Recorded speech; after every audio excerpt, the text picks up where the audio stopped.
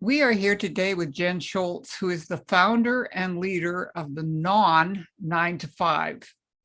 And what Jen says about what she does is that she's cracked the code on what it takes to quit your 9 to 5 job, stand on your own 2 feet, find and pursue your non-9 to 5 purpose. In 2010, she was a first grade teacher in a highly acclaimed and rapidly growing charter school in New York City. She had health benefits, was living in an exciting neighborhood in Manhattan, but she was completely miserable. I wonder if anybody can relate to that. They got a great job, everything's going swimmingly, but it's not working for you. And she found herself depressed and anxiety ridden, and she felt like a big loser who was purposeless and confused. I think, again, there are people out there that would relate to that. And in December of that year, she reached the point where the pain of staying at her job far exceeded the fear of leaving it. So Jen, what did you do? Thanks, Lorna. That was awesome. I didn't feel great or awesome or, woohoo, look at me. I'm really, taking control of my life here. Like, yeah, it wasn't anything like that. It was really from a place of my mental health, my emotional health, my spiritual health, my physical health was really suffering. And I knew that I needed to leave. And what I'll say is, though, is when I left, I actually wasn't 110% sure that I was meant to be an entrepreneur. I don't even know if I knew what that word meant back then, to be really honest with you. But I sort of knew that I was meant to go out on my own and do something. And at that time, it felt like it should still be teaching. But it also felt like, well, if I'm going to continue teaching, how the heck would I teach outside of the school system? What job existed there? And when I left, within a couple of weeks, I secured for myself some independent contracting work as basically like a tutor, more or less, for kids that needed support. And then that propelled me into, within 3 months of leaving my job, I started my first business called Teacher on the Go. And I provided one-on-one support with kids with various disabilities and learning disabilities. And I worked on all the various academics and behavioral support with them. And I'd say a little bit past that 3-month mark, let's just say 6 months after that, give or take, I had a realization that there was this realization of, wow, I was able to not only leave my job and go out on my own. I did that while I was going through a really hard time, because you fast forward to that depression was gone. I was back to my old self again. So going through all of that and being able to, as I like to call it, stand on my own 2 feet without a full-time job, I realized that there were many others out there that were wanting to do what I did, and probably most likely struggling in similar ways that I was, with the anxiety, depression, feeling exhausted, just feeling confused and lost. And then that leads me to the work I do as the founder and leader of the non-9 to 5. What are the major triggers for people when they say, that's it, I've got to get out of here? Yeah, there can be so many, it can be so, let's say, like, individualized. So, for myself, it was working in a school. It doesn't have to be a school. That just happened to be, that's what I was doing as a teacher. But let's say working for a company that your values don't necessarily align with those companies' values, or you're experiencing things being done in a way that just seems off or wrong to you, could even be morally wrong, that things don't align.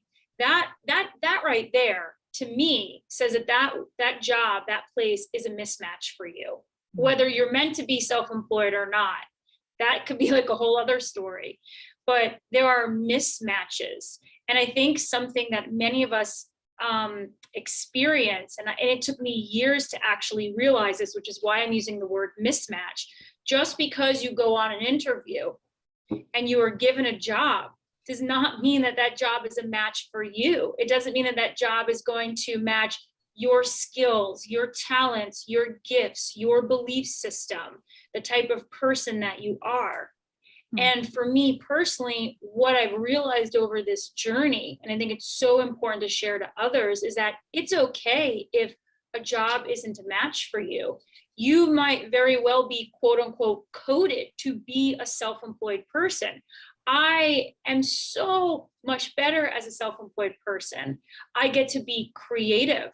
I am the decision maker, which can also feel scary, where everything is on you. But for me personally, and the women that I work with, it's there's a desire to really be able to tap into all of your gifts and skills and talents and strengths within your work. You know, work in this way is much more than just a job. It's actually who you are, an expression of who you are. So I know I could never go back to working for someone else, because if that other person did not have the same value system that I do, did not have the same belief system I do, it would be a mismatch. Mhm. Yeah, I think it's interesting. I did a little very informal survey in one of the Facebook groups I'm in, and asked women why did they start their own businesses. And I know that I expected it to be make more money, have more flexibility, things of that nature. It came down to things like I wasn't respected, I wasn't heard, I didn't feel I was making a difference. I mean, these Yeah. are very intangible things that have a tangible result on your happiness at the place where you spend most of your time. Absolutely. Absolutely. And, you know, look, we all want to make money. We want to live a good life, whatever that looks like for all of us, because it's Mhm. different for each person. Like I saw Mhm. something posted on Facebook about entrepreneurs and a Lamborghini, and I was like, I don't want a Lamborghini. That's not the type of life that I personally resonate with, but I want to live a good life. And money isn't the only factor. It can't be the only factor. Yeah. If you're How does a woman know that she's, as you said, coded to be an entrepreneur? You know, it's a great question. How do you know? You know, I think it really comes from within, in your heart. If there's a desire or a craving to be doing something as a self-employed person, Mhm. and that desire or craving never really goes away, like it just kind of keeps staying there and staying there and staying there and staying there, no matter what you do, I think that is pointing you into a very specific direction. You have to be willing to commit to it. You have to be willing to put the work in. You have to be willing to stay with it, because it's a journey. Yeah. So what would you see as the main thing, the main issues that that women need to be kind of aware of in that commitment that they're making? What are they going into, and how do you then how do you help them? Yeah, that's a really great question. So, you know, the first thing is you're more than likely not going to make a boatload of money right away. Has it been done? Of course. Of course it's been done. But more than likely, that's not going to happen. That's one thing. So you've got to be willing to kind of, you know, bootstrap a little bit, as they say. You've got to be willing to stay perhaps in that 9 to 5 while you're starting your business. You may need to reel in some expenses, you know, whatever that looks like for you. It could be, you know what, I'm going to stop my daily Starbucks. I'm just going to stop doing that. I don't know how, I don't drink coffee, so I'm got to be things like that, because you're making a choice to make a shift in your life that over the long run, you'll be more happier with, but there's some things you've got to put in place at first. Another thing too is that, and this, I experienced this and it kind of makes me laugh now. So doing the type of work that I do, I coach and I teach, and I provide mentorship as well. And I thought that, so I did a coaching certification program, and I thought, and this is going to sound so silly and ridiculous, but I didn't realize, I thought that after I had this beautiful coaching certification, I'd spent like 9 months going through this really rigorous program and I got my certificate, that clients were just going to find me. I really just thought that. And it sounds so silly, but I just figured it would be really, really simple in that way. And you have to be willing to put in the legwork. So the women I work with, I teach them how to network, how to reach out to people, how to follow up. And then even before that, I'm working with women on, how to get clear on what that business is meant to be. And that can take time, because you could sort of start a business and then go, wait, maybe this isn't it. Maybe it's this thing. To it. I see a lot of women, in a sense, grasping at straws. They grab onto this straw and say, well, maybe that'll help me, or that, and then that'll help, and that, and they end up spending unbelievable amounts of money trying to get their business off the ground, and in some cases are no closer to getting it off the ground after having spent all that money. Is that something that you see happening? Is that your kind of a response to that and meeting that need? Well, I think my thought on that is that with the women that I work with, they make growth, or they grow, I should say, at an accelerated pace than you would if you were on your own. Shared that because women will come to me grasping at straws and trying to figure things out, and that saying, like throwing wet spaghetti at a wall and seeing what sticks. And that's not the way. I did that myself. I didn't put coaching and mentorship in place for myself until 3 years after I quit my full-time job.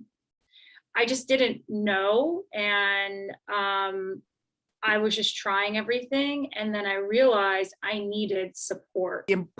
Talk about the importance of having that support, because you really saw it in both sides. You saw trying to do it without the support and trying to do it with the support. Yeah, I would say it like this. It is vital. It is essential if you want to be a successful, self-employed woman to have support in place. And it's essential that you're working with someone that gets your, let's call it your uniqueness.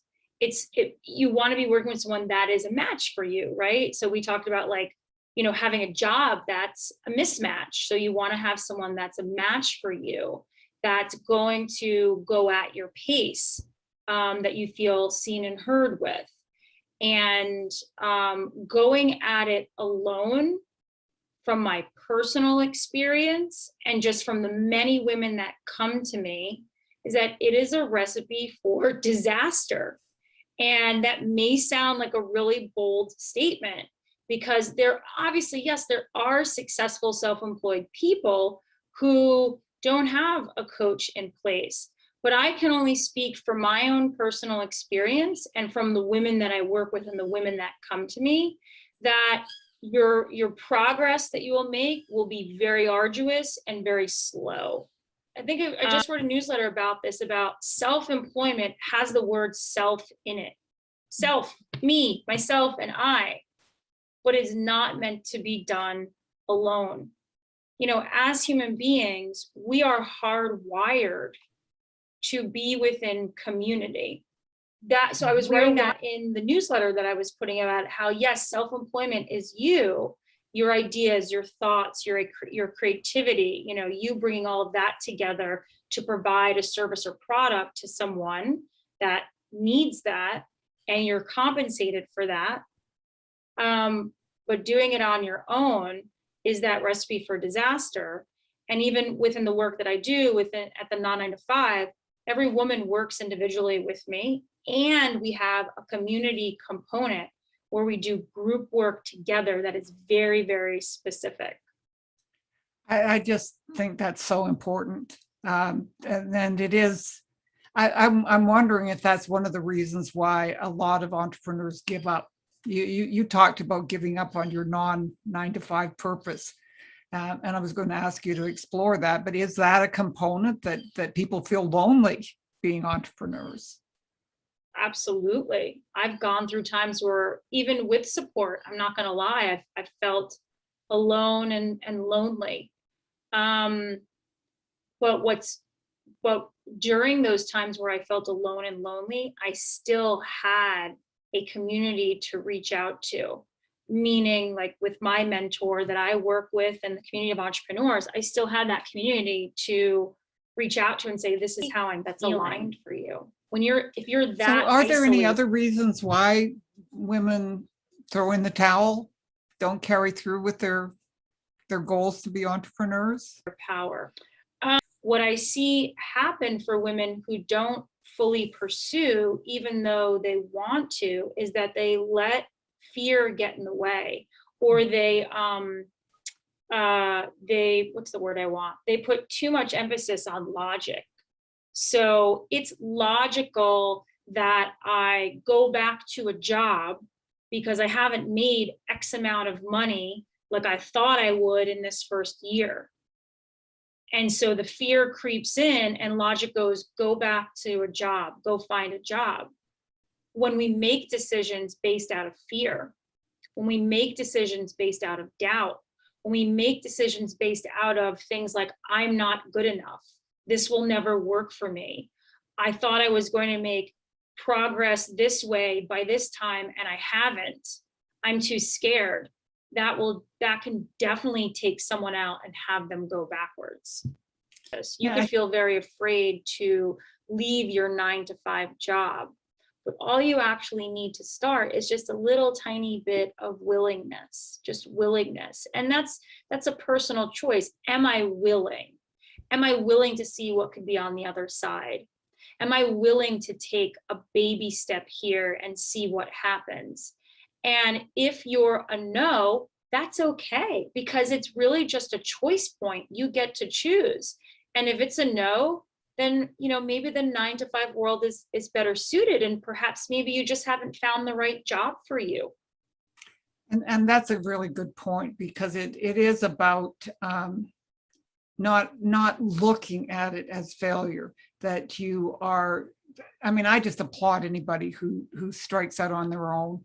And I do think they should get help, and I do think that they should know where they're going and whatnot. But on the other hand, I also think that to discover that you don't like, it doesn't feel comfortable to be an entrepreneur, and you really do need to go back. What I have found is that people who were entrepreneurs and went and got jobs were much better employees. They were they did much better. They would just excel up the ladder, and so that the experience of being an entrepreneur is nothing, as far as I'm concerned, is nothing but good. I know people are going to want to know a little bit more about you, and we've got your website down below, but you have something you could give people, a little gift, and could you describe that and how to get it? Yeah, so I've written this mini, it's really only a couple of pages long, super easy read, mini PDF ebook. It's called The #1 Step to Staying with Your Business Mission. Because I believe if you're meant for the non 9 to 5, you have a mission. There's a mission that you're meant to fulfill on with your service or product. And I want to be able to gift that to anyone that's watched or listened to this interview. And it's super simple. You just go to my website, thenon9to5.com. And right on the homepage, you just pop in your first name and the best email for you, and we will send it right off to you. Thank you, Jen, for a great interview with some wonderful insights for women who are considering leaving their jobs and going into their non 9 to 5 professions and passions and missions. And I think one of the most important things that Jen said, and I want to underscore it here, is don't do it alone. Yes, you're in business for yourself, but you don't need to be in business by yourself. And in fact, as she explained, that was a big mistake for her over the first couple of years of her trying to struggle to figure out her business. When she got that support, and she's kept it for almost 8 years, that has made a huge difference in the shift in her business. So I invite you, if you are looking for something like that, to consider joining one of our Pura Vida Wisdom Circles. So do that. And also don't forget to subscribe also down below, because every time we have one of these, I find I learn a lot, and I know you will too. And we all deserve to do better in our businesses.